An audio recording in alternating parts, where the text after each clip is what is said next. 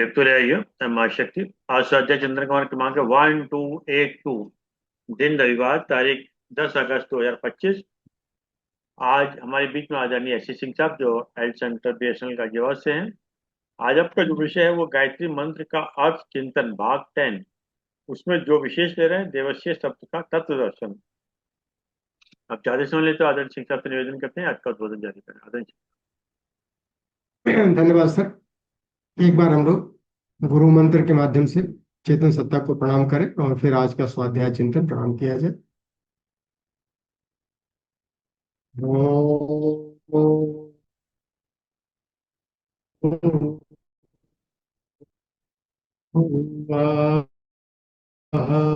तत्सवितुर्वरेण्यं भर्गो देवस्य धीमहि धियो यो नः प्रचोदयात्। इस कक्षा में उपस्थित सभी स्नेह सदनों साथियों को नमन बंदन। आज की इस कक्षा में आप सबका हृदय से अभिनंदन। गायत्री मंत्र ही गुरु मंत्र है, जिसका भी हम सब मिल करके प्राणायाम के लिए प्रणाम करने के लिए उस चेतन सत्ता को उपयोग किए। इसका अगर भावार्थ देखा जाए, मंत्र का शब्दार्थ के रूप में, उस प्राण स्वरूप, दुख नाशक, सुख स्वरूप, श्रेष्ठ, तेजस्वी और पाप नाशक देव स्वरूप परमात्मा को हम अपने अंतःकरण में ध्यान करें, तो वो परमात्मा हमारी बुद्धि को सन्मार्ग पर प्रेरित करे। बड़ा सार गर्भित है, एक एक शब्दों का, एक एक अक्षरों का बड़ा महत्व है इसमें।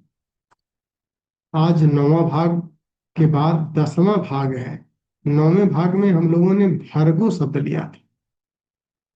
भर्गो मतलब भूज डालना, किसको? अपनी दुष्प्रवृत्तियों। तो भर्गो का जो उपयोग किया जाता है वो निर्मलता के लिए किया जाता है। जो हमारी पाप प्रवृत्तियां हैं, दुष्प्रवृत्तियां हैं, नकारात्मकता है, उनको हम भूज डालें, भूज करके फिर निर्मल बन जाए, स्वच्छ बन जाए। लेकिन क्या निर्मल बनना ही काफी है? नहीं, काफी नहीं है। वो तो हमारी आधी यात्रा है। तो भर्गो आधी यात्रा, और समग्रता में देवस्व को भी, सत्प्रवृत्तियों को संवर्धन भी करना। तो जब हम समग्रता की यात्रा करते हैं, अपूर्णता से पूर्णता की तरफ चलते हैं, तो दो पार्ट में गुणों को बांटा जाता है। दुष्प्रवृत्तियों का उन्मूलन वो भर्गों में आता, और फिर सत्प्रवृत्तियों का संवर्धन वो देवस्व में आता। निर्मलता के साथ दिव्यता के बढ़ने पर ही पूर्णता की प्राप्ति होती है। जिस तरह से दुष्प्रवृत्तियों के उन्मूलन के साथ साथ सत्प्रवृत्तियों का संवर्धन होने पर ही समग्रता सदती है, उसी तरह से जब हमने अपने पापों का प्रायश्चित करके निर्मल हो जाते हैं, उसके बाद का स्तर आता है देवत्व को धारण करने। ये देवत्व क्या है? देवता की हम बात करते हैं। देवता अजर और अमर है। देवता कभी दुखित नहीं होते। देवता हमेशा अच्छी चीजें देते हैं। देवता के पास लोग जाते हैं कुछ मांगने के लिए, कुछ पाने के लिए, कुछ लेने के लिए। क्या लेने के लिए? ताकि लोगों के जीवन में सुख, शांति, समृद्धि, विकास, उत्कृष्टता, ये सब समावेशित हो सके। ये कौन देता है? देवता, जो अजर और अमर हो। तो देवता क्या इंसान बन सकता है? अगर हम इसका तत्व चिंतन करें, तो देवस्व शब्द जो आता है वो हमारे देवत्व का प्रतीक होता है, जो सत्प्रवृत्तियों का संवर्धन करता है निर्मलता के उपरांत। तो देवस्व क्या कहता है? गायत्री गीता तत्व दर्शन को बताती है। एक बार हम लोग सरसरी निगाह से देखें कि आखिर देवस्व कहता क्या है, क्या इंडिकेट करता है, क्या संकेत करता है। फिर उसका अर्थ चिंतन कर लिया जाएगा, तत्व चिंतन कर लिया जाएगा। गायत्री गीता कहती है कि देवस्येति तु व्याकरोत अमरताम मर्तोपि संप्राप्त। देवानाम इव शुद्ध दृष्ट करणात् सेवोपचाराद निस्वार्थ परमार्थ कर्म करणात् दीनाय दानात् बाह्य आभ्यंतरस्तत् देव भुवनम संसृजति चैव। इसका अगर शब्दार्थ लिया जाए कि देवस्य पद ये बतलाता है कि मरण धर्मा मनुष्य भी अमरता को प्राप्त कर सकता। यही अमरता को प्राप्त करना ही देवत्व को धारण करना हो। क्योंकि देवता अमर है, इसलिए मनुष्य भी अमर हो सकता है अगर वो देवत्व को धारण करे। तो देवत्व की साधना करनी पड़ेगी। देवताओं के समान शुद्ध दृष्टि रखने से, परमार्थ कर्म करने से और निर्बलों की सहायता करने से मनुष्य के भीतर और मनुष्य के बाहर देवलोक की सृष्टि होती है। देवता जहां रहते हैं उसको देवलोक, स्वर्ग कहते हैं। स्वर्ग में अमरता का पान कराया जाए। और यही इसके जो तीन आयाम दिया गया है कि अपनी दृष्टि में शुद्धि हो, परमार्थ परायणता हो और निर्बलों की सेवा करने की एक अभिप्सा, इनके माध्यम से हम देवत्व को धारण कर सकते। और अगर एक एक अक्षरों को लिया जाए, पहले शास्त्र क्या कह रहे हैं उसको हम लोग चर्चा कर ले, उसके बाद फिर विवेक सम्मत चिंतन भी कर लिया जाएगा। तीन आयाम, दे, व और सेव। इस तीनों अक्षरों की जब साधना प्रारंभिक स्तर पर गायत्री साधक करता है तो धीरे धीरे करके उसका तत्व चिंतन देवत्व का गहरा होता जाए और देवत्व के गुणों को वो धारण करता चले। दे अक्षर क्या कहता है? दे अक्षर कहता है कि देयान स्ववशे पुंसा स्व इंद्रियाणि अखिलानि वै और असंजतानि खादन्ते इंद्रियाणि तानि स्वामिनः। बड़ा महत्वपूर्ण सूत्र देता है कि मनुष्य को अपनी संपूर्ण इंद्रियां अपने बस में रखनी चाहिए, क्योंकि ये असंजत इंद्रियां अपने ही स्वामी को खा जाती। हम लोग हमेशा देखते हैं कि देवताओं और दैत्यों में जब युद्ध होता है अधिकांश समय दैत्य जीत जाते हैं। हर क्षण देखा जाता है कि दैत्य जीत रहे हैं। क्यों? क्योंकि देवताओं के अंदर अमरता तो है, लेकिन उनकी सबसे बड़ी कमजोरी क्या है? अगर उनके अंदर संयमशीलता नहीं रहेगी तो उनकी शक्ति सामर्थ्य कमजोर हो जाएगी। तो अमरता के साथ में सामर्थ्य की आवश्यकता, क्योंकि देने वाला ही देवता कहलाता है और देने वाला सामर्थ्यवान जब होगा तभी वो देता है। और सामर्थ्य का उद्भव संयम से ही हो। और जितने भी संत महात्मा ऋषि की दिशा में अग्रसर होते हैं, जहां पर उन्होंने अपने इंद्रियों का असंयम कर लिया वहीं पर वो पदच्युत हो जाते हैं, गिर जाते हैं, देवत्व का नाश कर बैठते हैं। इसलिए मनुष्य जिसको देवता बनना है, सर्व समर्थ बनना है, सर्वज्ञ बनना है, उसको संयम के माध्यम से शक्ति का अर्जन करना। जब हम अपनी इंद्रियों को अपने बस में करते हैं, उनका सदुपयोग करते हैं, उसके माध्यम से सामर्थ्य का उद्भव होता है। तभी हमारी देने की कुछ क्षमता बनती है, क्योंकि देवता को बलिष्ठ हो। मनुष्य देने के लिए पैदा हुआ है, कभी लेने की बात नहीं सोचनी चाहिए, क्योंकि हम सर्व समर्थ सत्ता के अंश हैं। उसके सारे गुणों से परिपूर्ण है, बीज रूप में सब हमारे अंदर सुरक्षित है। खाली उसका विकास करना है। विकास करके हम अपने पिता परमात्मा के तुल्य बन सकते हैं।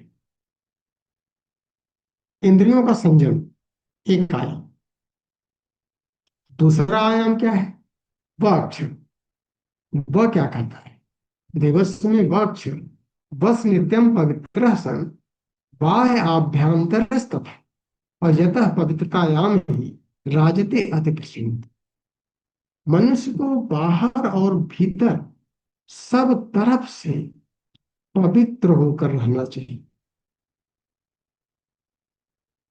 और यही पवित्रता व्यक्ति में आंतरिक उल्लास पैदा करे। पवित्रता का ही दूसरा नाम प्रसन्नता है, और ईश्वर आनंदमय है, प्रसन्नता से परिपूर्ण है, उल्लास से लबालब भरा हुआ है। और ये उल्लास, ये प्रसन्नता, ये आनंद समानुवर्ती है पवित्रता की। जितने अंशों में हम पवित्र हो पाएंगे बाहर से और भीतर से, बाह्य आभ्यंतर सूची की बात है,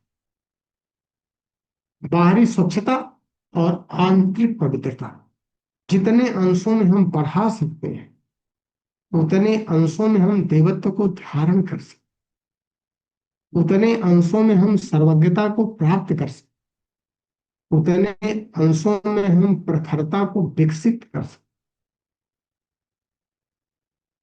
तो पहला आयाम जो है संयमशीलता, इंद्रिय निग्रह, और दूसरा आयाम पवित्रता का, अपने दृष्टिकोण का परिमार्जन करना। और जब दृष्टिकोण हमारा परिष्कृत हो जाता है, परिमार्जित हो जाता है, तब हम सर्वसमर्थ बन गए। और तीसरा जो आयाम है देवत्व का, तीसरा आयाम होता है स्याक्षर, देवस्य। ये भी देवता का गुण है। स्याक्षर क्या कहता है? स्यंदनम परमार्थ से परार्थो ही बुधैर्मता और जो अन्यान सुखैते विद्वान तस्य दुखम विनिश्यति। देवता कभी दुखित नहीं होते हैं। देवता तो सदैव प्रसन्नचित रहते हैं, सदैव आनंद में रहते हैं।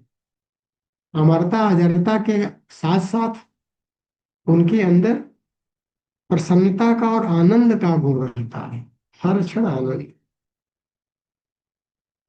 और आनंदित कैसे रह सकता है व्यक्ति? व्यक्ति के जीवन में दुखों से निवृत्ति होने का फार्मूला क्या है? विज्ञान क्या है? साइंस क्या है? बड़ा महत्वपूर्ण से अक्षर में देता है कि संदनम परमार्थस्य परार्थो ही बुधैर्मता जो अन्यान सुखते विद्वान तस्य दुखम विनश्यति। अर्थात जो दूसरों का प्रयोजन सिद्ध करता है, जिसके अंदर परमार्थ परायणता का रथ है,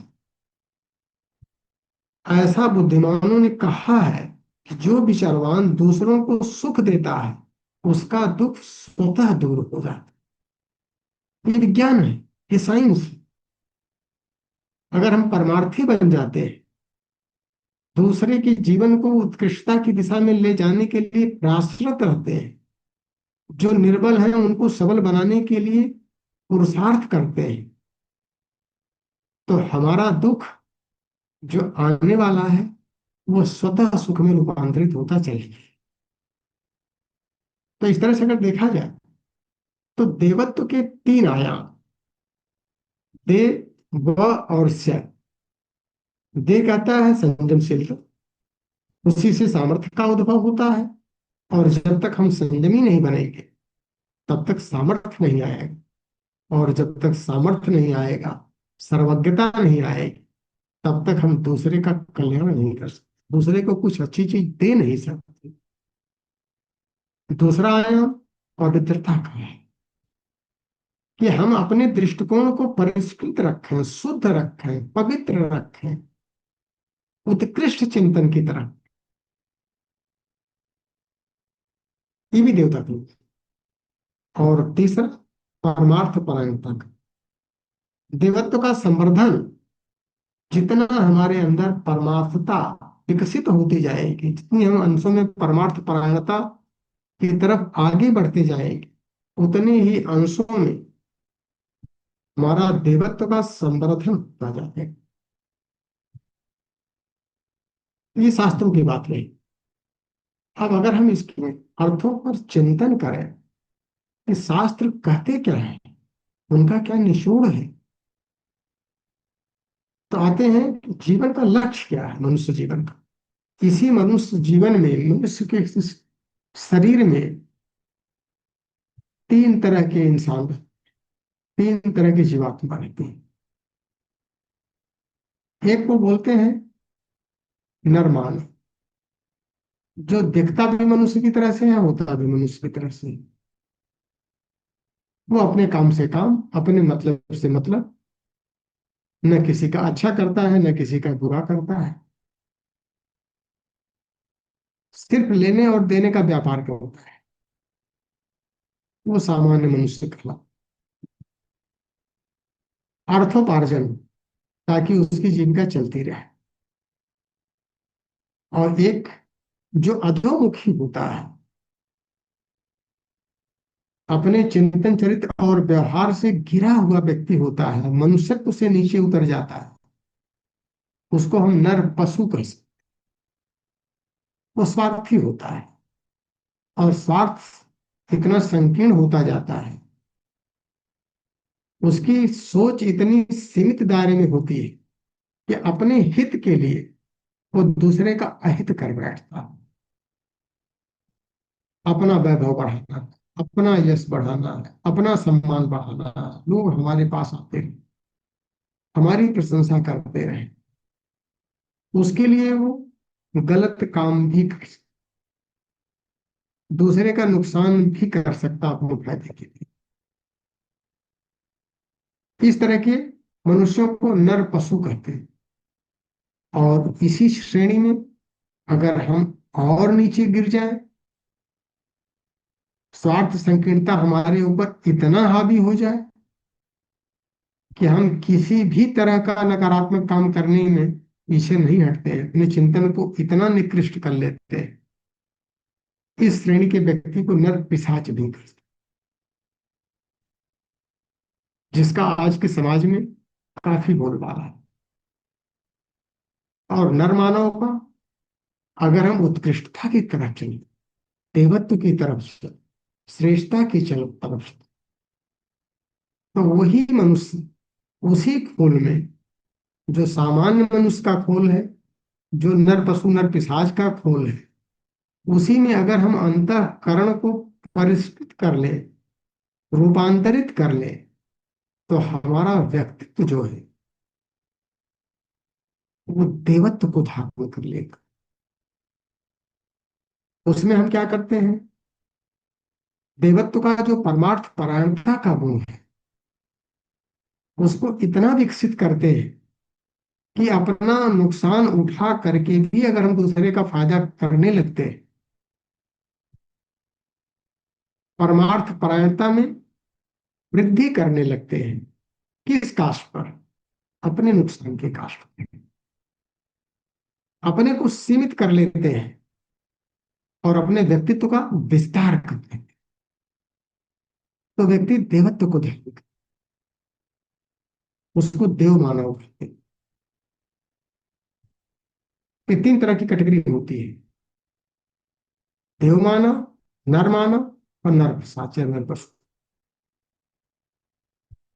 तो कुल मिलाकर के अगर हम देखें, ये सारा खेल अंतःकरण का है कि हमारा अंतःकरण कैसे है, हमारा चिंतन कैसे है। जैसे स्वाध्याय चिंतन की क्लास चल रही, हम स्वयं का अध्ययन करते हैं हर कक्षाओं में कि हम कहाँ खड़े हैं, हमारी गति जो है अधोमुखी है या ऊर्ध्वमुखी है, हम मनुष्यत्व से नीचे गिर रहे हैं या मनुष्यत्व से ऊपर उठ करके देवत्व की तरफ बढ़ गए।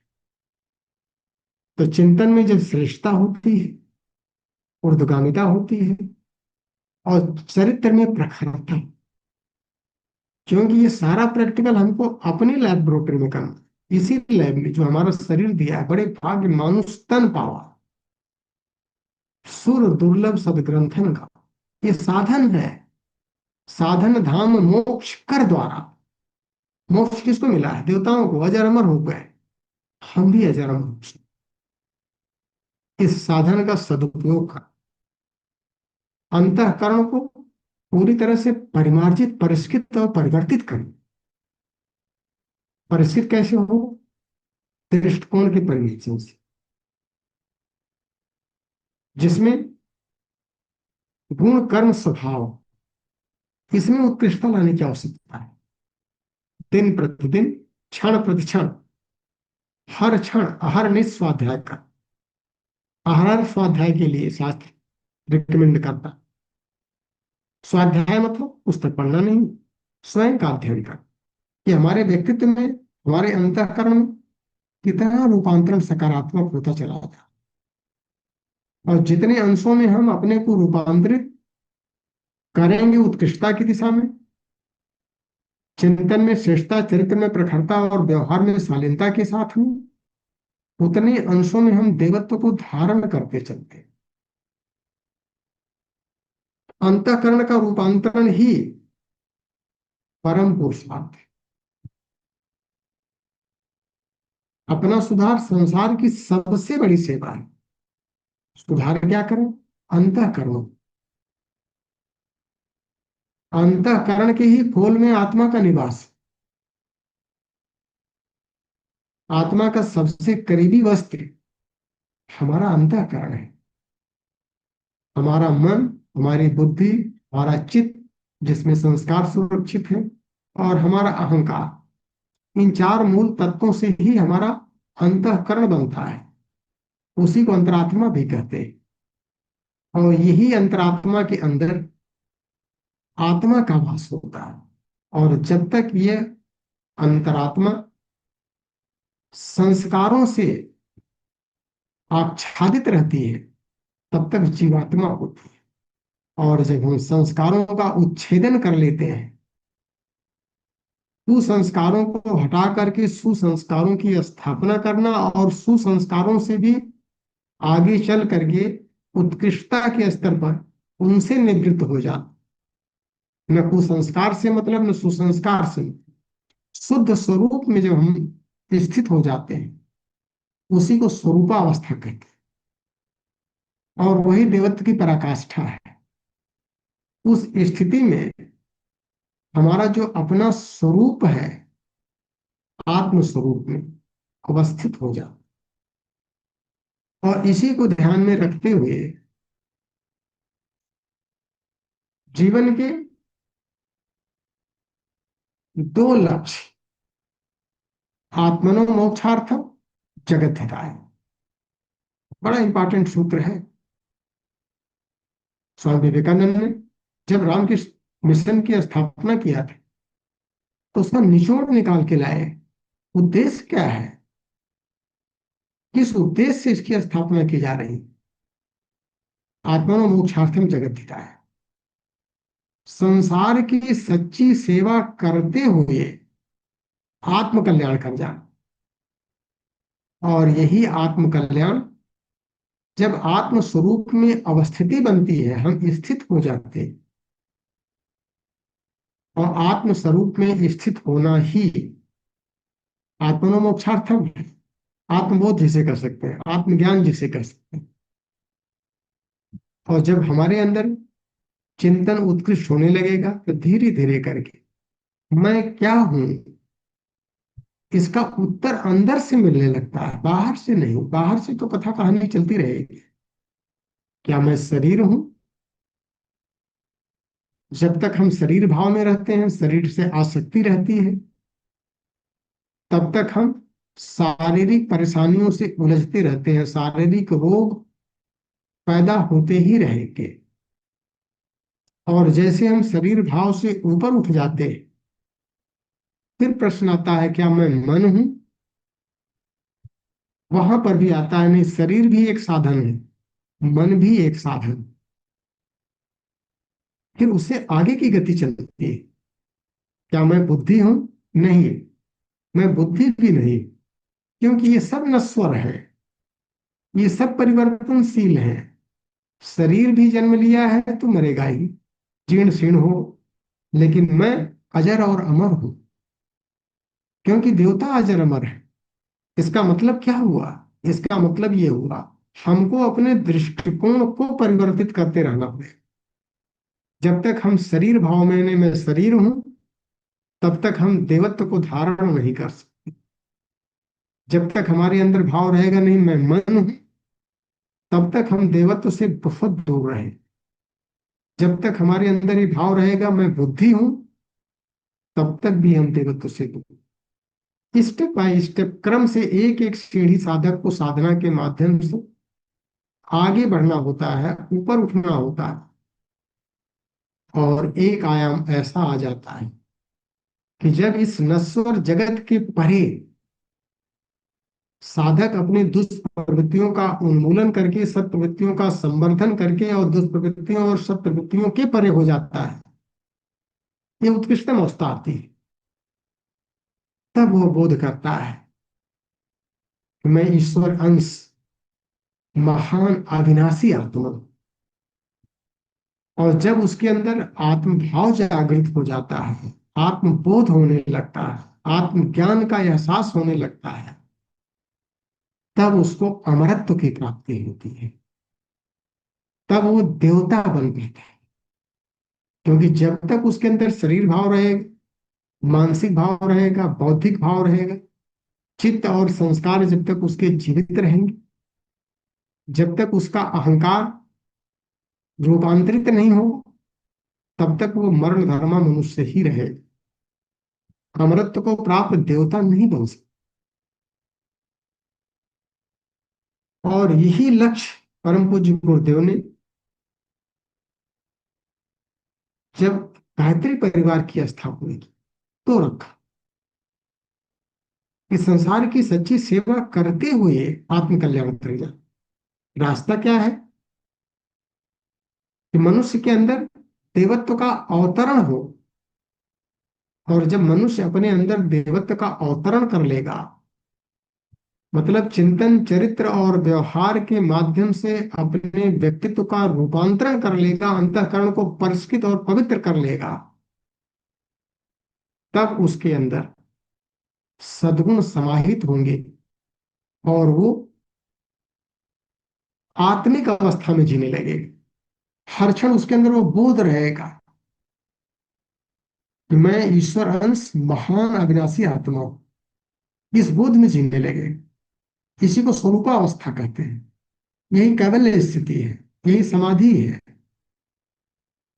और ये देवत्व को धारण करने पर ही प्राप्त होता है। और फिर देवता करते क्या है? जहां वो रहते हैं तो बहिरंग में भी उनका जो व्यक्तित्व है वो निखरने लगता है। तो चतुर्दिक स्वर्गिक वातावरण होने लगता है। जहां पर भी देवता खड़े होते हैं, जहां पर भी देवता रहते हैं, जहां देवताओं का वास होता है, वहां का वातावरण पवित्र हो जाता है, स्वच्छ हो जाता है, सौंदर्य से युक्त हो जाता है। सत्यम शिवम सुंदरम का उसको बहिरंग में बोध होने लगता है। उसके पास आने से असीम शांति मिलने लगती है। लोगों के दुख दूर होने लगते हैं, क्योंकि वो आत्मिक भाव में स्थित है। उसके अंदर वो सामर्थ्य आ जाती है, जो सामर्थ्य ईश्वर में है, परमात्मा में है। ब्राह्मी स्वरूप होने लगता है उसका। वैसे परम पूज्य गुरुदेव ने अभियान चलाया। अभियान में यही तो चलाया, युग निर्माण, मनुष्य देवता बने, बने ये धरती स्वर्ग से, यही संकल्प है। अब विचार क्रांति अभियान, इसी को कहते हैं युग निर्माण। यही संकल्प है। तो युग निर्माण संकल्प और कुछ नहीं है। विचार क्रांति, विचार क्रांति क्या करेगा? अहरहा स्वाध्याय करेगा, आत्म समीक्षा करेगा, अपने व्यक्तित्व का निर्माण करेगा, दुष्प्रवृत्तियों का उन्मूलन करेगा, सब प्रवृत्तियों का संवर्धन करेगा। और अंतःकरण जितने अंशों में रूपांतरित होता जाएगा, उतने अंशों में उसका व्यक्तित्व निखरता चला गया और वो देवत्व को धारण करने लगा। इसीलिए एक ही उन्होंने लक्ष्य दिया है। सत्संकल्प सूत्रों का निचोड़ एक ही दिया है, हम बदलेंगे, हम सुधरेंगे, और कुछ नहीं। हम कैसे बदलेंगे, हम कैसे सुधरेंगे, इसी की व्याख्या 17 सूत्रों में कर दिया है। और यही 18 सूत्र जो उन्होंने दिया है, 18 सत्संकल्प, यही गीता के 18 अध्याय हैं। यही ईशावास्य उपनिषद के 18 श्लोक जो हमारे व्यक्तित्व का निर्माण करते हैं। और यही सबसे बड़ा काम दिया है हमारे लिए। अपना सुधार संसार की सबसे बड़ी से। अपना सुधार कैसे होगा? दुष्प्रवृत्तियों का उन्मूलन और सत्प्रवृत्तियों का संवर्धन करके हम संस्कारों के परे हो जाते हैं। पहले कुसंस्कारों को निवृत्त होते हैं उनसे, सुसंस्कारों के माध्यम से। और फिर धीरे धीरे करके जैसे हमारे अंदर देवत्व बढ़ने लगता है और हम उत्कृष्टता की तरफ बढ़ने लगते हैं, आखिरी पड़ाव पर जाने के लिए हमको कुसंस्कारों और सुसंस्कारों दोनों से मुक्त होना हो। क्योंकि आत्मा शुद्ध है, निर्विकार है, निराकार है, सर्वव्यापी है, सर्वज्ञ है, सर्वसमर्थ है। उसमें कोई विकार हो ही नहीं सकता। और यही गुण जब हम अपने व्यक्तित्व में धारण करने लगते हैं तो हम भी देवस्व को भी, देव स्वरूप परमात्मा को अपने अंतःकरण में जो भावार्थ लेते हैं, शुरू शुरू में हम लोगों ने लिया गायत्री मंत्र का भावार्थ, उस प्राण स्वरूप दुख नाशक सुख स्वरूप श्रेष्ठ तेजस्वी पाप नाशक देव स्वरूप परमात्मा को हम अपने अंतःकरण में दें। और इतने सारे गुणों को जब हम अंतःकरण में धारण करने का अभ्यास करने लगेंगे, साधना करने लगेंगे, तब हमको सत्य का बोध होने लगेगा। उसी को विवेक ज्ञान कहते हैं। और फिर वो ईश्वर, वो देवता हमारे अंतःकरण में बैठ करके हमको सन्मार्ग पर प्रेरित करेगा। सन्मार्ग पर हमें चलाओ, जो है सुखदाता। ये सुख शांति स्वर्ग लोक की हमें तभी मिल पाएगी जब इन सूत्रों को अपने जीवन में हम उतारने लगेंगे। और मनुष्य के अंदर भटकाव हो रहा है, वो बाहर दौड़ रहा है।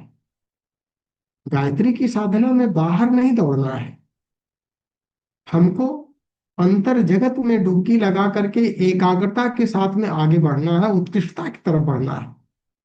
हमारा लक्ष्य, हमारा इष्ट है, हमारा गुरु, हमारा ईश्वर है। उसके व्यक्तित्व को अपने व्यक्तित्व में भुला देना है ताकि हम उसके व्यक्तित्व में प्रवाहित हो सके। तभी देवस्व की साधना हो पाएगी।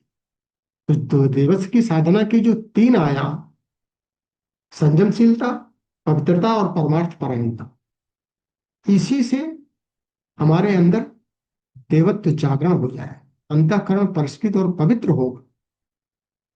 और जब तक ये नहीं हो पाएगा तब तक हमारे अंदर वो सामर्थ्य का उद्भव नहीं होगा कि हम अपने चारों तरफ स्वर्ग की तरफ परिस्थितियों का विनिर्माण कर सके।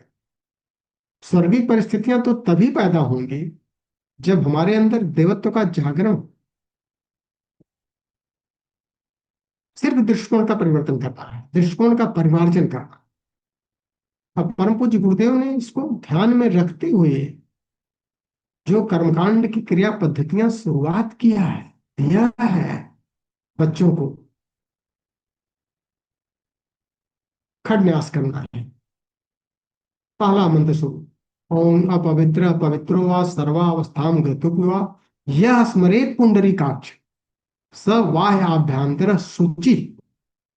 क्योंकि वाह्य आभ्यंतर शुचि पवित्रता ये देवताओं का एक आयाम है कि हम बाहर से भी स्वच्छ रहें और अंदर से पवित्रता को बढ़ाएं। कैसे बढ़ेगा, क्या रास्ता है? अपवित्र पवित्र सर्वावस्थाम गतुक, चाहे हम अपवित्र हों चाहे पवित्र हों,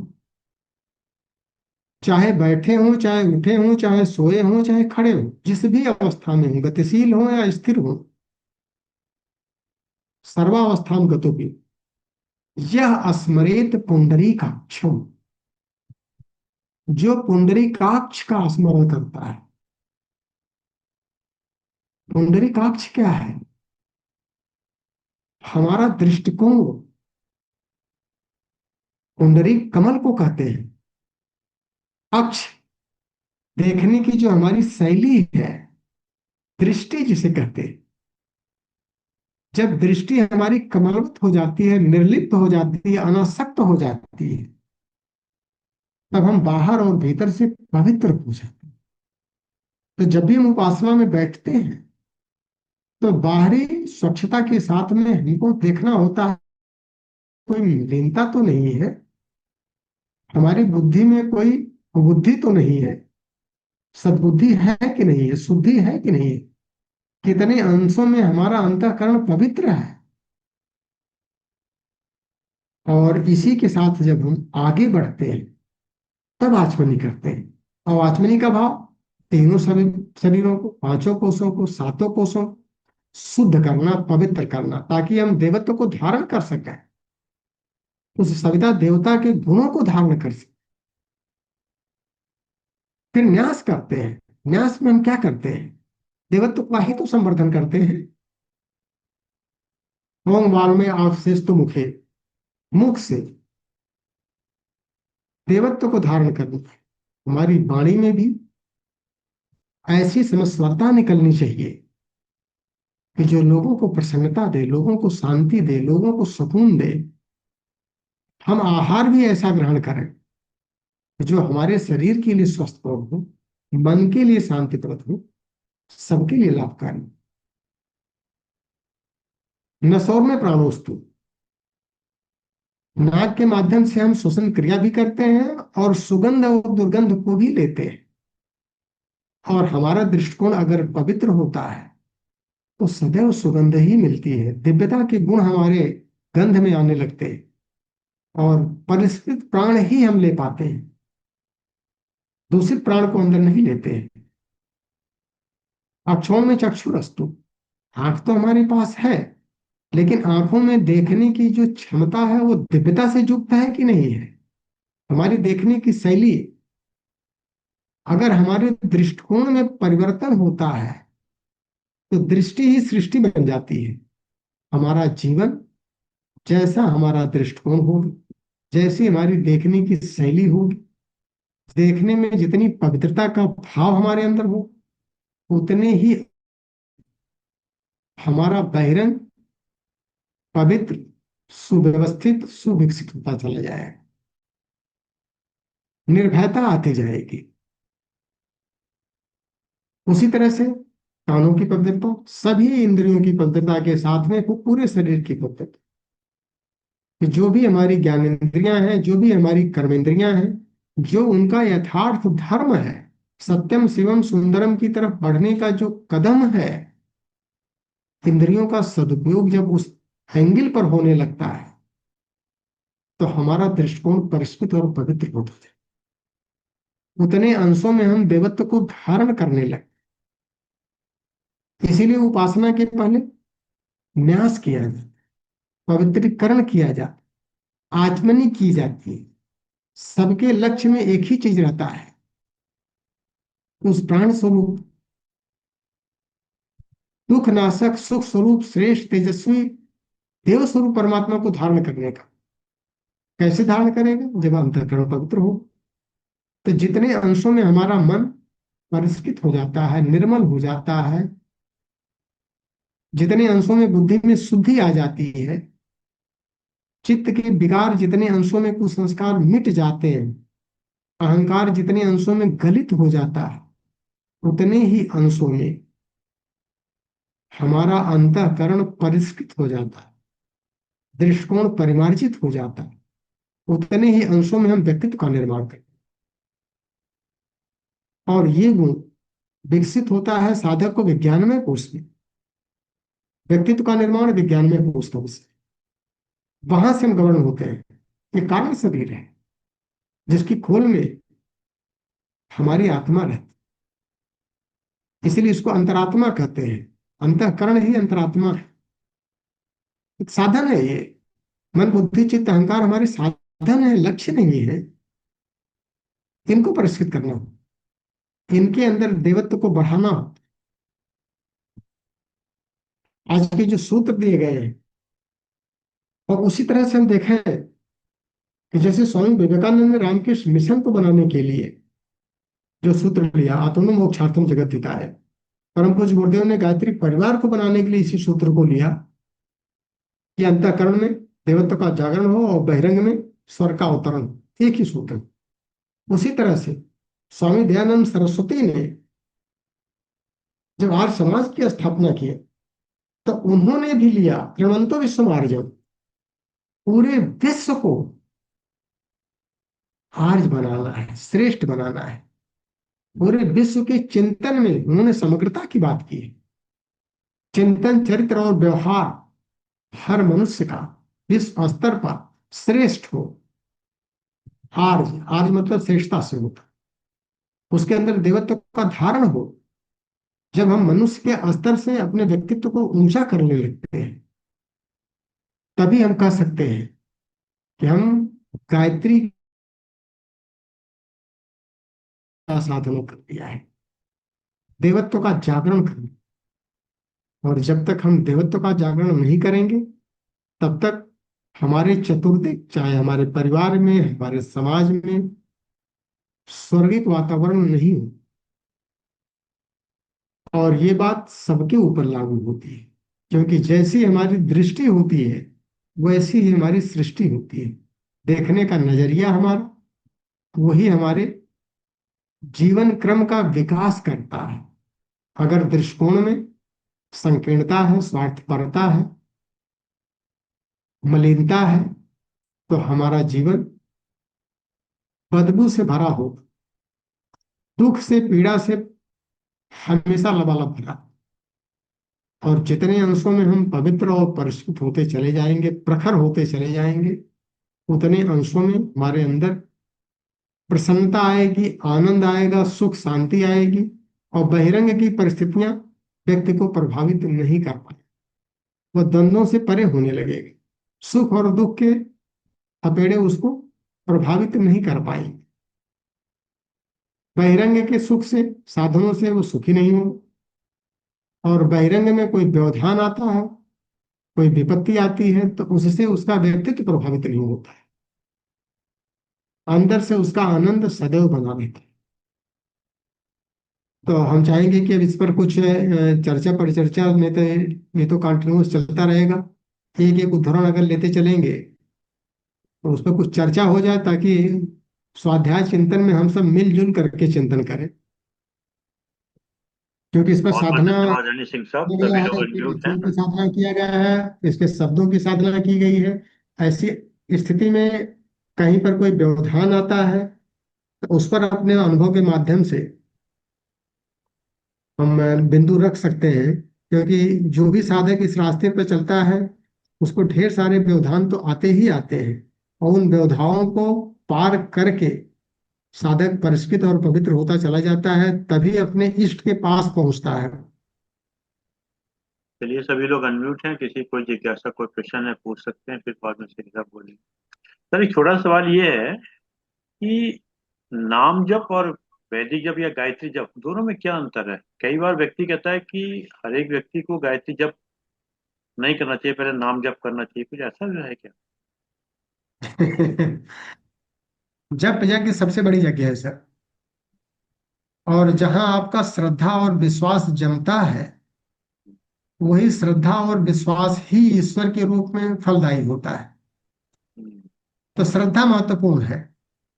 श्रद्धा अगर आपके अंदर नहीं है, विश्वास आपके अंदर नहीं है, तो ऐसी कंडीशन में नाम जप भी आपके किसी काम का नहीं रहेगा। गायत्री जप करने वाले तो तमाम लोग पड़े हुए हैं, लाखों लाख की संख्या में, न जाने कितने अनुष्ठान कर लिए, लेकिन उनके व्यक्तित्व में रूपांतरण नहीं हो रहा है। परम पूज्य गुरुदेव ने चिंतन, चरित्र और व्यवहार के ऊपर जोर दिया। उन्होंने कहा, बेटा किसने कहा तू नमक छोड़ दे, तू मीठा छोड़ दे, तू ये छोड़ दे, तू वो छोड़ दे? अरे सबका उद्देश्य ये था, तू अपने आप को पवित्र कर, परिष्कृत कर, और दूसरे के लिए उपयोगी बन। तो नाम जप भी वही है। जब नाम जप हम करते हैं, कोई भी नाम लें, जो सर्वश्रेष्ठ नाम, सुघोषित नाम है ईश्वर का, वो ओम है। तो ओम को परम पवित्र माना गया है। ओम से ही विभूतियां निकली हैं, और विभूतियों से ही गायत्री निकली है, गायत्री से सावित्री, सावित्री से सरस्वती। जब हम इसके उद्भव पे जाते हैं तो ये सारा चीज ओम से ही तो निकला है सर। और गायत्री मंत्र जो है, गायत्री की जो मूर्ति बना दी गई, परम पूज्य गुरुदेव ने बनाया। तो छोटी सी बात को लेकर के आज समाज से विवाद पैदा हो गया कि आपने मूर्ति कैसे बना दिया। बच्चों को समझाने का एक तरीका उन्होंने निकाला। और ये परमात्मा की ब्राह्मी शक्ति है। तो ब्राह्मी शक्ति लाभकारी तभी होगी जब हम जप के साथ ध्यान करेंगे। कृष्ण ने यही तो कहा था, पूरे गीता का निचोड़, तस्मातु सर्वेषु कालेषु माम अनुस्मर युद्ध च। मेरा स्मरण करो 24 घंटे, सोते जगते उठते बैठते। स्मरण का मतलब क्या हुआ? एक ही सत्ता है यहाँ, दूसरी सत्ता है ही नहीं। और जब हम एक सत्ता में श्रद्धा और विश्वास से अपने को आरोपित करते हैं, तो हम उसकी सामर्थ्य से युक्त हो जाते हैं। उसी को नाम जप कहते हैं। कि जब हम सांस ले रहे हैं और ओम ही आ रहा है, हम राम कहें और रामत्व को धारण न करें, कृष्ण कहें और कृष्णत्व को धारण न कर सकें, तो राम राम कहते समय राम की चरित्र को धारण करना होता है। कृष्ण ने यही तो कहा था कि अपना युद्ध कर, जो भी युद्ध 24 घंटे करना होता है। सोना भी युद्ध है, जगना भी युद्ध है, लड़ना भी युद्ध है, पेट प्रजनन की व्यवस्था करना भी युद्ध है। लेकिन हर युद्ध की अवस्था में अपनी चेतना को ईश्वरी चेतना के साथ में जोड़ के रख। और यही हमारी देव संस्कृति है। भारतीय संस्कृति को ही देव संस्कृति कहते हैं। और देव संस्कृति की जो परिभाषा परम पूज्य गुरुदेव ने दिया है कि दो तरह की चेतना इस सृष्टि में काम करती है, एक पदार्थ चेतना, दूसरी आत्म चेतना। अब जब पदार्थ चेतना के ऊपर आत्म चेतना का नियंत्रण होता है और आत्म चेतना ईश्वरीय अनुशासन में काम करती है, तो देव संस्कृति बन जाती है। और जहां पर पदार्थ चेतना के नियंत्रण में आत्म चेतना आ जाती है, तो पश्चिमी सभ्यता हो जाती है। इसी को तो हम कहते हैं कि भाई आजकल पश्चिमी सभ्यता का बोलबाला है, दिखावे का बोलबाला है, रैपर को बढ़िया से सजाने का बोलबाला है। अंतःकरण की बात नहीं आती है। रैपर कितना बढ़िया है गिफ्ट के ऊपर, ये इंपॉर्टेंट है। गिफ्ट क्या है ये महत्वपूर्ण नहीं है। लेकिन जो देव संस्कृति है, जो देवत्व की बात करती है, वो कहती है कि अंदर वाला खोल जो है, जो आत्मा के ऊपर का खोल है, सबसे नजदीकी खोल वो अंतःकरण है। उसको परिष्कृत करो, उसको पवित्र करो, उसकी साधना करो। और वो कैसे होगा? नाम जप के साथ, चिंतन के माध्यम से। और इसीलिए परम पूज्य गुरुदेव ने जो सूत्र दिया है, विचार क्रांति अभियान, यह है युग निर्माण। तो युग का निर्माण कैसे होगा? व्यक्तित्व का रूपांतरण करने से। बाहर ढोल बजाने से युग का निर्माण नहीं होगा। हर व्यक्ति को परिवर्तित होना पड़ेगा। और परिवर्तन क्या करना है? क्या ढांचा चेंज करना है? हाथ गोरा है काला है मतलब नहीं है। दो हाथ है एक हाथ है, क्या अंतर पड़ता है? अंतःकरण, अंतःकरण को रूपांतरित करना है। देवस्व को कहाँ धारण करना है? अंतःकरण में। परमात्मा को कहाँ धारण करना है? अंतःकरण में। और वह अंतःकरण में ही धारण करने के बाद वो आपके व्यक्तित्व को प्रेरित करेगा। यही तो गायत्री मंत्र है। तो नाम जब, चाहे हम ओम का करें, राम का करें, शिव का करें, शिवत्व को धारण करना है, रामत्व को धारण करना है, कृष्णत्व को धारण करना है, वो चिंतन महत्वपूर्ण है। इसलिए परम पूज्य गुरुदेव ने क्या कहा? जब भी गायत्री का जप करते हो तो ध्यान सविता का करते हो कि नहीं करते? और सविता क्या है? परब्रह्म। और यही परब्रह्म अभेद दर्शनम ज्ञानम। जब भेद दृष्टि हमारी समाप्त हो जाती है, तभी हम देवत्व को धारण कर पाते हैं। और जब तक भेद दृष्टि रहती है, तब तक देवत्व नहीं आ पाए। तो साधना की पराकाष्ठा अभेदत्व को प्राप्त करना। और यही अभेदत्व के लिए नाम जप और चिंतन की बात है। ठीक है सर। बहुत सुंदर, बहुत सुंदर। सर ये जो वर्ड तो शब्द है जब चेतना। भी अगर हम करें। हम्म। जी। सर सर, जो एक शब्द है चेतना, चेतना से तात्पर्य हमारा क्या हाँ, आत्मा से है या किस चीज से है? मतलब चेतना चेतना से क्या मतलब? थोड़ा सा। चेतना आत्मा का गुण है। हम्म। चेतना का मतलब समझदारी, हम्म। चैतन्यता, जागृति। कितने अंशों में हम जग गए हैं। दो ही तो तत्व है सर, एक परमात्मा और एक प्रकृति। हम्म। परमात्मा शुद्ध चेतन है और प्रकृति शुद्ध जड़ है, और मनुष्य दोनों के बीच में है। तो उसके अंदर समझदारी भी है और जड़ता भी है। हम नहीं सुधरेंगे, ये जड़ता है, और हम सुधर रहे हैं, ये चेतनता है। और यही जड़ से चेतन की तरफ, असतो मां सदगमय, तमसो मां ज्योतिर्गमय, मृत्योर्मा अमृतम गमय। आज को जो देवस्य का था, तो देवस्य तु व्याकरोत अमरताम मर्दो भी संप्राप्ते। मरण धर्मा मनुष्य भी अमरता को प्राप्त करके देवत्व को धारण कर सकता है, अगर वो ये भाव कर ले कि मैं शरीर नहीं आत्मा हूं, मैं मन नहीं आत्मा हूं, मैं चैतन्य हूं, मैं शुद्ध हूं, मैं पवित्र हूं, मैं शाश्वत हूं, मैं निर्गुण हूं, मैं निराकार हूं, मैं ईश्वर अंश महान अविनाशी आत्मा हूं। इसी का तो बोध कर, इसीलिए तो उन्होंने पहली पुस्तक लिखा था कि मैं क्या हूं। जी, सही बात। हम अपनी जड़ता को हटा कर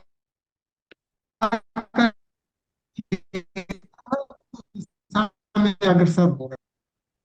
कुछ क्लियर हो पाया सर? बिल्कुल सही, बिल्कुल अच्छा हो गया। पर इसलिए वो जो किताब लिखी गुरुदेव की, चेतना से शिखर यात्रा। यही तो है आंसर। वो चेतना से अपने शिखर सारे यात्रा। बच्चों को चाहते थे कि बेटा, हम सभी हम सभी जड़ में जी रहे हैं, तो जड़ से ऊपर उठ करके चेतना की तरफ चलें, और चेतना की शिखर यात्रा पर, और चेतना की शिखर यात्रा पर जब जाएंगे, एको हम बहुत श्यामी का भाव ही आएगा।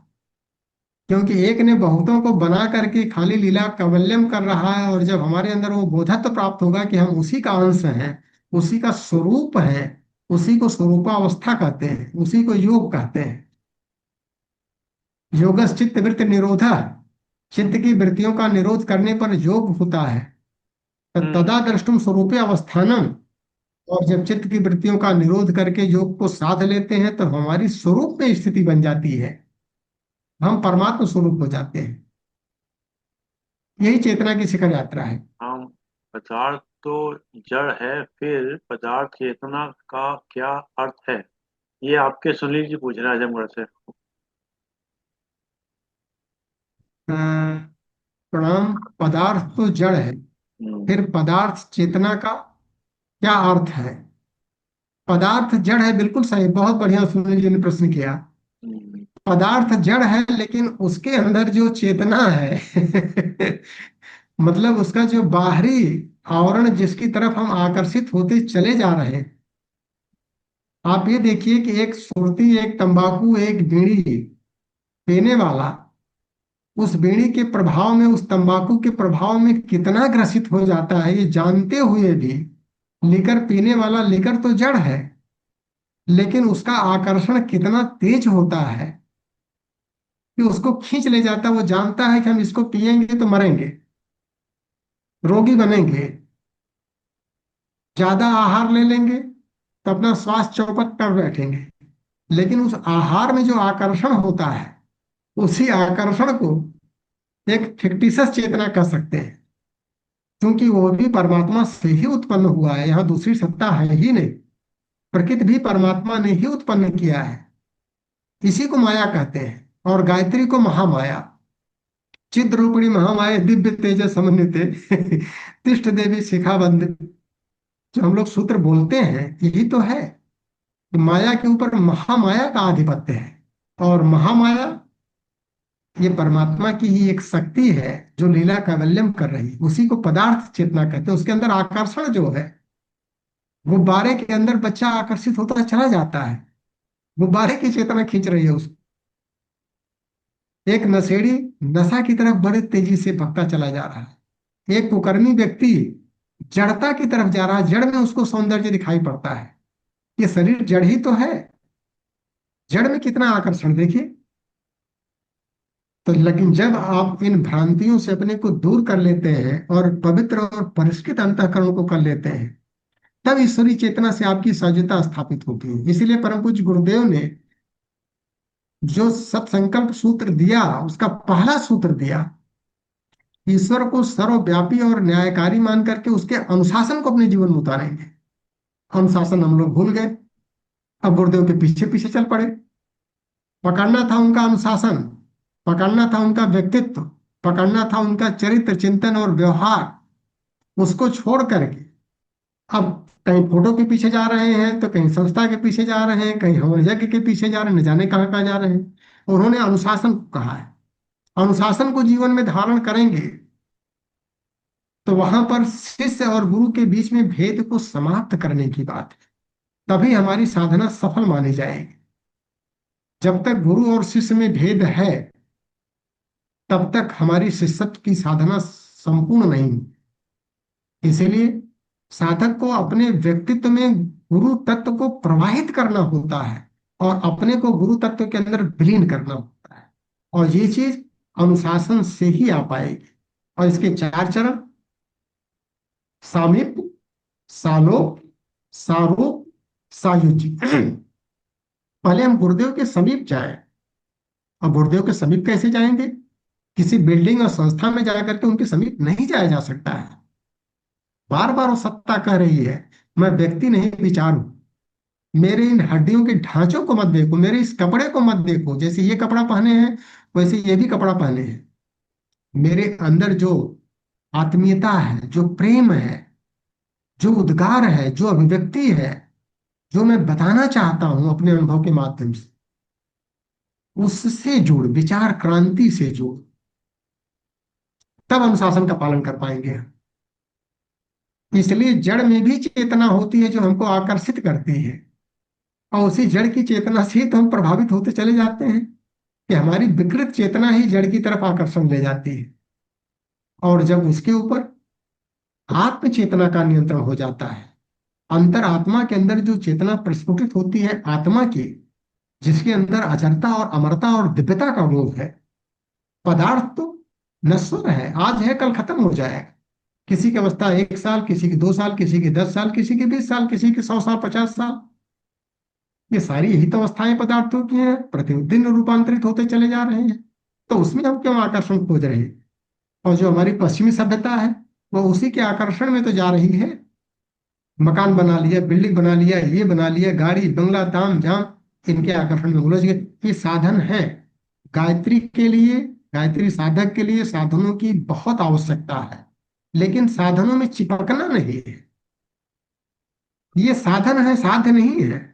साध्य तक पहुंचने के लिए साधन की आवश्यकता है। साधक तो हम साधन भी बढ़ावें, साधना भी करें, और साध्य से कभी न भटकें।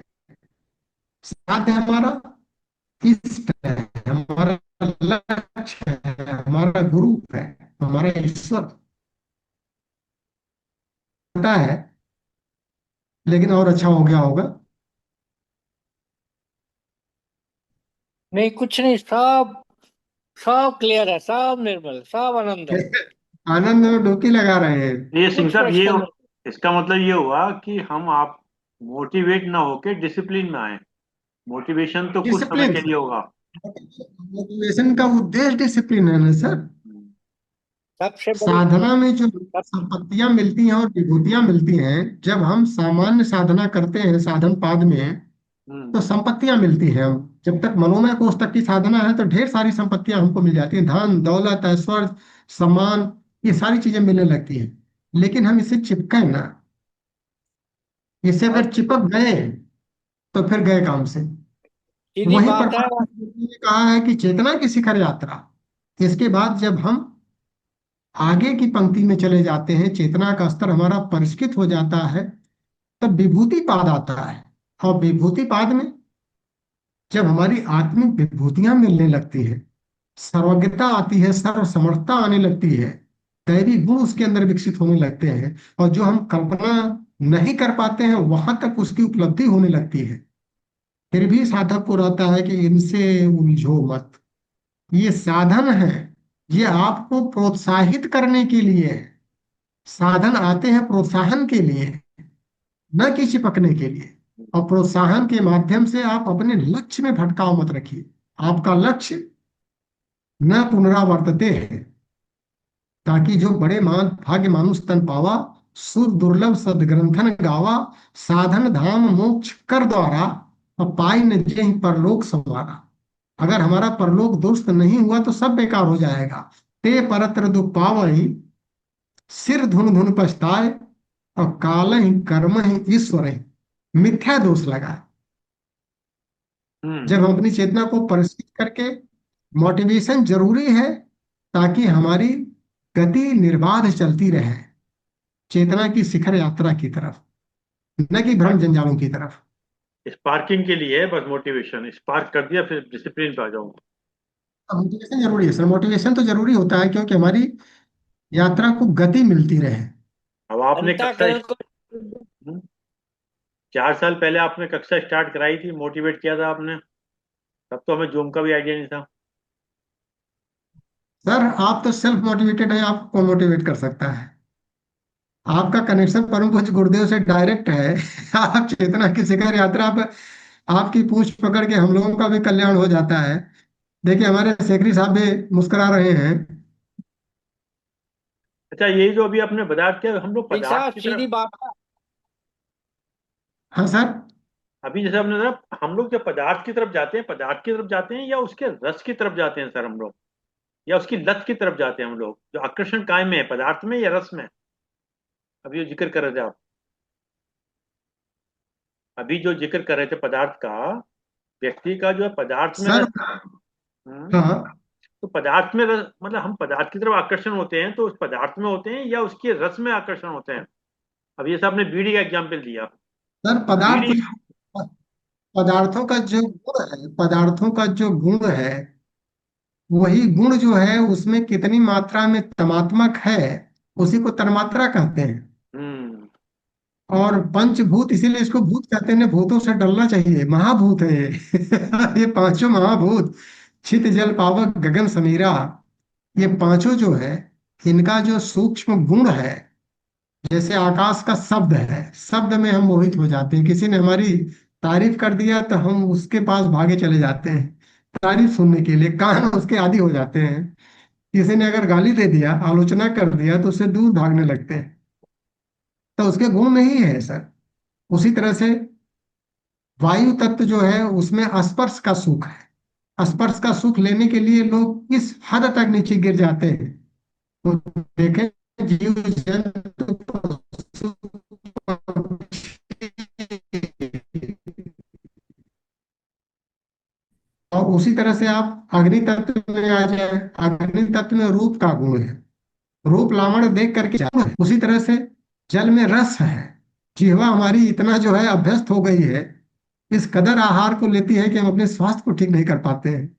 गंध में आप देखिए, पृथ्वी में गंध तत्व है, तो इसीलिए इसको भूत कहते हैं सर। महाभूत है ये।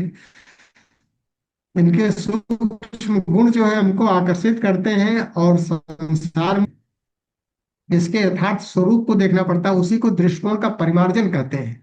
और जब हमारा दृष्टिकोण का परिमार्जन होने लगता है, तब देवत्व धारण होता है, तभी अमरता को प्राप्त होते हैं। नहीं तो हम नश्वर मर जाएंगे, शरीर भाव में रह करके मर जाएंगे। तो पंचभूतों के चक्कर में मत पड़िए, नहीं तो भूत जो है भूत पिशाच निकट नहीं आने वाली कंडीशन आ जाएगी।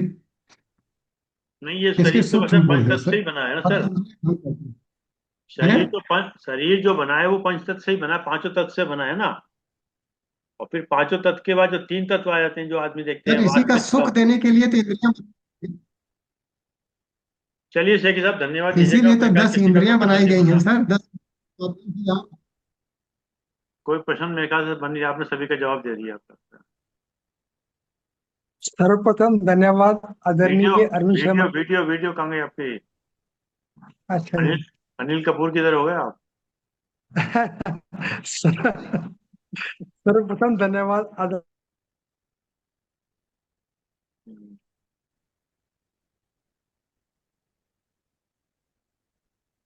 कहाँ गई? अब साउंड चली गई आपकी। हम्म, लगता है इनका नेट ही चला गया। तो हाथ जोड़ के ना धन्यवाद दे दिया, नेट चलेगा। चौधरी साहब आप ही दे दो धन्यवाद अपना, और क्या तो चलेगा। चौधरी साहब सर मौजूद शिकार लक्षण है। आप ही धन्यवाद दे दो, तो हाथ जोड़े बैठे हैं। चौधरी साहब ने बड़े गहनता से सुनते हैं ना। व्यासपीठ को धन्यवाद दीजिएगा चौधरी साहब, साउंड खोल लीजिएगा।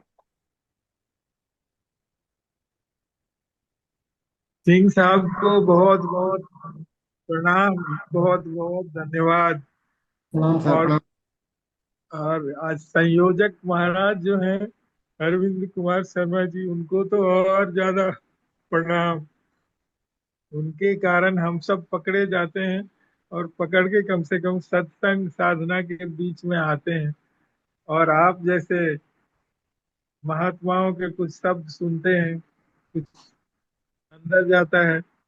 अब देवत्व भाव कब प्राप्त करेंगे ये तो पता नहीं, लेकिन नर पिशाच, नर पशु से कम नर मानव रहें, ऐसी हमारी कामना है, साधना है। और यही हमारा विनय है। मैं आपको बहुत बहुत धन्यवाद देता हूँ। और सीकरी साहब फिर प्रकट हुए हैं और कुछ बोलेंगे। सीकरी साहब को प्रणाम, उनका नेट चला गया था, आपको नेट बहुत बहुत धन्यवाद। और आप नहीं है। आज बहुत ना दिनों बाद आए हैं, बहुत दिनों बाद आए हैं। आज ये देखो डबल रोल में आ गए हैं। और बहुत बहुत धन्यवाद। डबल आज रोल में आ हमारी गए। लाइट नहीं है ना, आज लाइट की प्रॉब्लम है। आदरणीय एससी सिंह साहब का बहुत बहुत धन्यवाद। आज के उद्बोधन के लिए बहुत बहुत धन्यवाद सर। चलिए सर, बहुत बहुत धन्यवाद आदरणीय बीचो साहब, बहुत बहुत धन्यवाद आदरणीय के सिंह साहब, और बहुत बहुत धन्यवाद आदरणीय अच्छे सिंह साहब। आपने समय निकाल के समय दिया, हम आपके आभारी हैं। जूम के लोग का विशेष रूप से धन्यवाद कि आपने समय निकाल समय दिया। और जैसे कि एक विचार के साथ तो 3 बार ओम के साथ अपनी बात समाप्त करते हैं। आज का विचार, तलाश जिंदगी की थी, तलाश जिंदगी की थी, दूर तक निकल पड़े। तलाश जिंदगी की थी, दूर तक निकल पड़े। जिंदगी मिली नहीं, जिंदगी मिली नहीं, लेकिन तजुर्बे बहुत मिले। तजुर्बे बहुत मिले सर, बहुत जिंदगी बढ़िया। मिली नहीं, तजुर्बे बहुत मिले। किसी ने मुझसे कहा कि तुम इतना खुश कैसे रह लेते हो। किसी ने मुझसे कहा तुम इतना खुश कैसे रह लेते हो। तो मैंने कहा, मैंने जिंदगी की गाड़ी से वो साइड गिलास ही हटा दिया जिसमें पीछे छूटते रास्ते और बुराई करते लोग नजर आते हैं। बहुत बढ़िया सर, बहुत बढ़िया सर। बहुत सुंदर, बहुत सुंदर। तभी संभव है सर। किसी ने मुझसे पूछा कि तुम इतने खुश कैसे रहते हो, तो मैंने कहा, मैंने जिंदगी की गाड़ी से वो साइड गिलास ही हटा दिया जिसमें पीछे छूटते रास्ते और बुराई करते लोग नजर आते हैं। आइए 3 बार उनका चरण करते हैं। बहुत बढ़िया सर। ओम।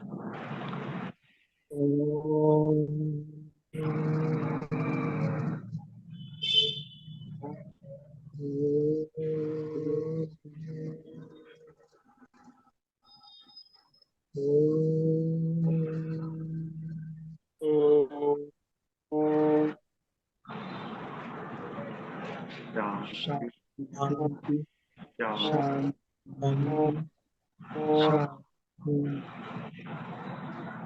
सभी को प्रणाम, सभी को प्रणाम। सभी को प्रणाम।